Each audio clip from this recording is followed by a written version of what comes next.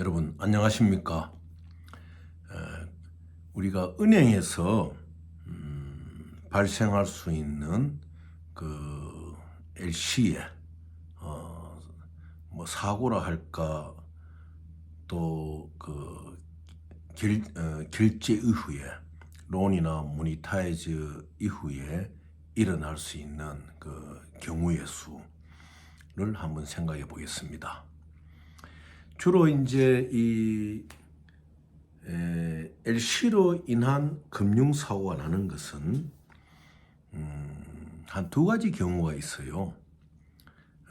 하나는 은행에서 그 LC상의 텍스트에 대한 재료에 대한 이해가 없이 그 뭐 모니타이즈나 론이나 프로젝트 론이 됐을 경우고, 그 다음에는 주로 무역 LC의 DLC 상의 움직임에 있어서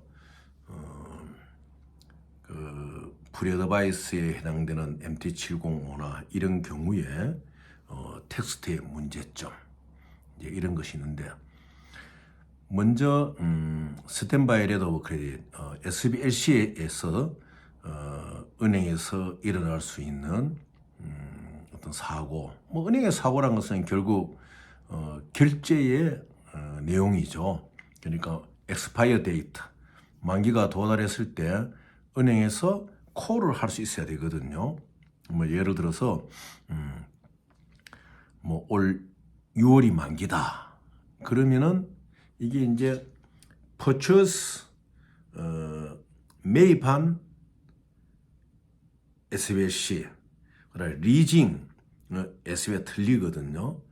purchase SBLC는 바이앤셀리에서 오너십이 베니피셜에게 확정된 것이고, 또 리징 SBLC는 이건 확정된 것이 아니거든요. 무엇이냐? 만기일 일반적으로 15일 전, 20일 전에는 이슝뱅크로 백을 해줘야 돼요. 어플리컨트가. 그래 베니피셜이가 어플리컨트를 통해서 백을 해야 되죠. 왜냐? A라는 것은 항상 어플리컨트에 그 A라는 은행에서 LC가 발행됐다 하면은 A라는 은행의 어플리컨트의 어카운트에 그만한 LC를 발생할 수 있는 은행 룰에 맞는 자격이 됐을 때 LC가 나오는 것이거든요. 그래서 이제 이것을 리턴을 해줘야 되는 거예요. 리징은 콜을 할 수 없는 것이지요. 그래서 이것을 왕왕 은행들이 간과할 수가 있어요. LC를 받았을 때. 그럼 이게 베니피셜에게 온 오너십이 확정된 것이냐, 아니면은 리징 SBLC로 와서 이것을 론을 할 수 있는 리징 SBLC, 모니타이즈를 할 수 있는 리징 SBLC, 이거를 이제 국내 은행의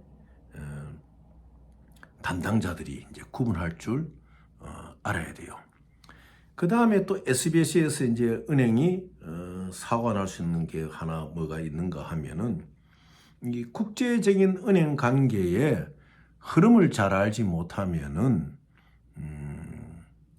RMA가 안 돼 있는, 여러분들 RMA 아시잖아요. A와 B 은행 간에 이제 머니가, 자금이 오고 가는 그 리레이션이 돼 있는 거죠. 이것이 안 돼 있는 은행에 대해서는 항상 같은 급수에서 LC가 움직일 수가 없어요. 왜냐? A라는 은행에서 B라는 은행으로 LC를 보낼 때 RMA가 안 돼 있으면은 인터미디어 뱅크가 중간에 세워져야 되거든요. 이 인터미디어 뱅크가 A의 인터미디어 뱅크, B의 인터미디어 뱅크 일치를 해야지 이것을 통해서 RMA 없더라도 이제 넘어가게 되는데, 그때 이제 무슨 현상이 벌어지느냐? 이 인터미디어 뱅크가 한마디로 어드바이징을 거부하는 수가 있어요. 왜냐? 독일의 어느 은행이 한국의 국민은행으로 SBLC를 보낼 때 두 은행이 RMA가 안 돼 있는 거예요. 그러면은 독일의 어느 은행이 독일의 한국에 있는 국민은행과 RMA가 되어 있는 은행이라든지 또 뭐 한국계 은행이라든지 이쪽을 통해 가지고 어드바이징을 하려고 하거든요. 그러면은 이 어드바이징을 해주는 인터미디어 뱅크에서는 이 은행의 그레이드에 대해서 의문이 있을 경우에는 어드바이징 해주는 것을 억셉트를 안 합니다.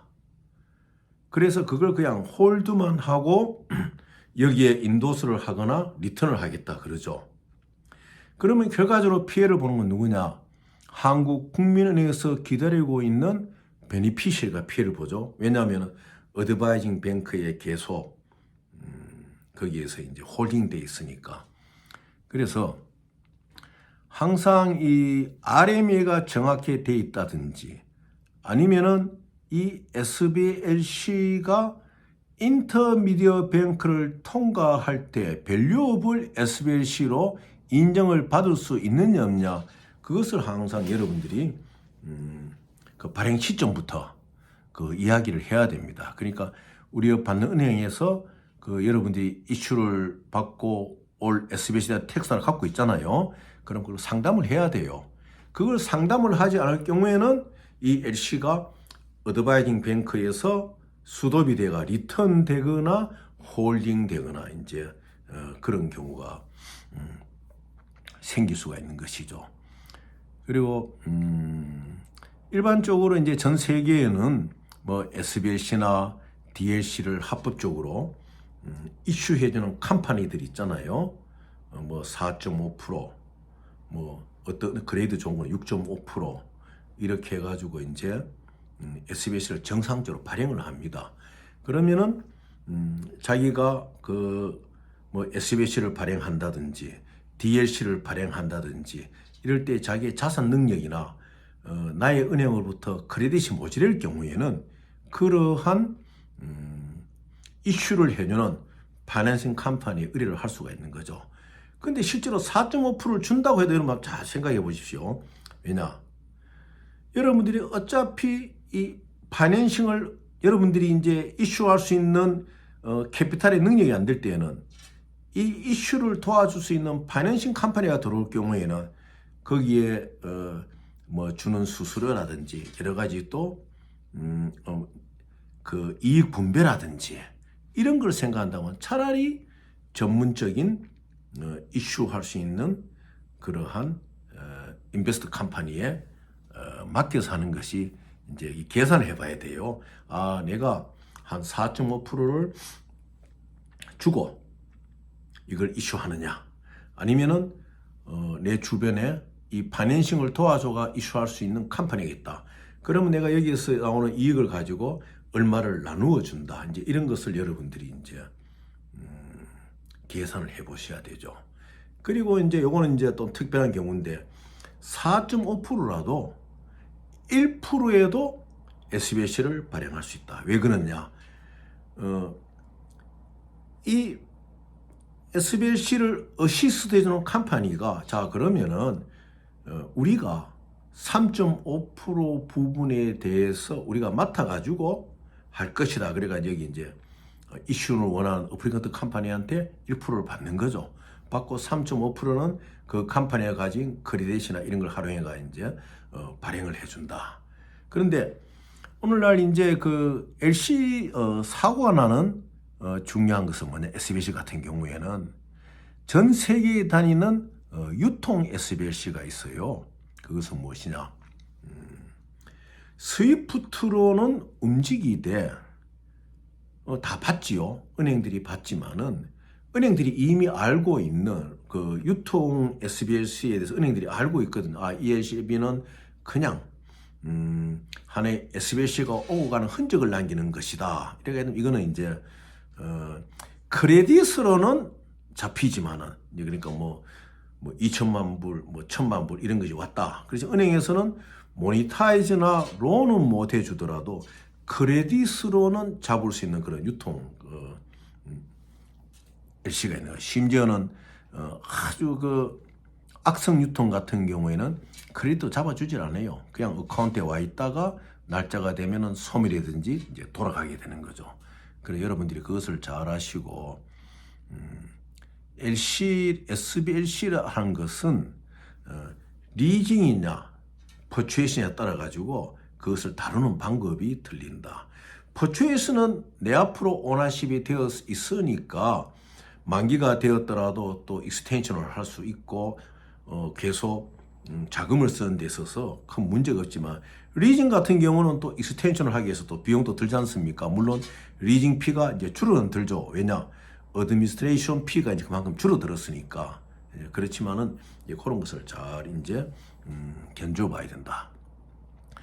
그 다음에 우리가 무역 LC에서 DLC의 경우에는 왕왕 그 바이아 쪽에서 여러분이 셀라를 하면은 셀라 쪽에다가 MT705를 먼저 보내는 경우가 있어요. 그런데 셀러가 또 MT705를 먼저 받겠다 이제 이런 경우가 있어요. 근데 그런 경우를 잘 살펴봐요. MT705는 프리어드바이스고 일종의 RWA죠. RWA. Reliable, Willing, Able.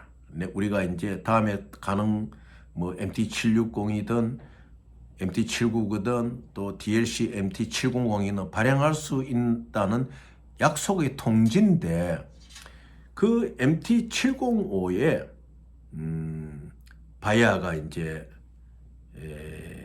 그것을 보낼 때 거기에 P본드를 먼저 셀라 보고 보내주라. 보내주면은 우리가 MT700을 보내겠다. 이런 경우가 있거든요. 그런 경우에는 되도록이면 여러분들 거절을 하셔야 돼요. 그래서 바이아하고 잘 의논해가지고 야 우리가 700 바로 하자. 전 세계적으로 컨디셔널 700을 보내면은 그 컨디셔널 안 붙여더라도 텍스상에 난 오퍼레이트로 가거든요. 난 오퍼레이트로 DLC가 700에 가면은 셀라 쪽에서 P본드 2%를 보내고 그 다음에 이것이 또 셀라는 액티브가 되고 이래서 이제 무역 거래가 이루어지는 것입니다. 그래서 여러분들 가급적이면 무역 거래의 DLC에는 사고를 방지하기 위해서 MT700 난 오퍼레이터 DLC로 보내야 된다. 그 다음에 이제 요즘은 그런 경우가 드물겠지만은 이제 과거의 사례로 왕왕 보면은 이 이제 LC를 국내 은행에서 이루어진다는 이제 브로커들이 있잖아요. 오늘날 그 병무행정에도 보면은 뭐 병무행정의 브로커들이 하는 프로슈드를 할 것 같으면은 뭐 5급이 뭐 7급 되고 9급 되고 하는 그러한 그 병력 판정이 나듯이 이제 이 브로커들이 한 지점의 이제 지점장이나 본점의 간부들 중에 은퇴를 앞둔 이런 사람들하고 이제 결탁이 돼가지고 크레딧 라인을 조성할 수 있는 회사에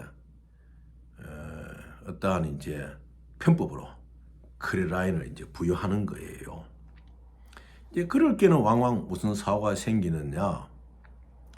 이것이 결과적으로 제대로 LC가 나가면 되는데 이거 뭐 이래 브로커한테 부탁해가지고 이렇게 또 뭐 LC를 우리 국내 은행에서 뭐 예를 들어 가지고 뭐 신한에서 연다 그러면 열 수 있다 하고 기다리던 어플리컨트는 정상적인 은행 절차에 의해서 열지 못할 경우에는 이제 뭐 그 사람은 뭐 형식적으로 열어주고 퇴직하면 그만이잖아요. 그래서 왕왕 그러한 것을 시도한 사람들이 피해를 입는 경우가 있다. 그래서 절대적으로 국내 은행에 자기의 LC를 열 때는 자기의 은행에 모든 자료를 가지고 그 은행의 뱅크 오피서와 충분히 상담을 하고 조언을 받고 크레딧 라인을 먼저 부여받아야 됩니다. 크레딧 라인을 부여받고 난 뒤에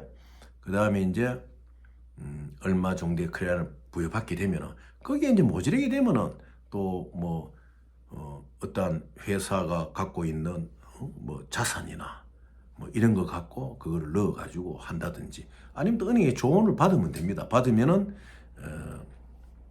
그런 LC를 열 수 있는 방법이 많이 있습니다. 그래서 은행 업무라는 것은 편법을 택하면은 결국 그것이 이루어지지가 않거든요.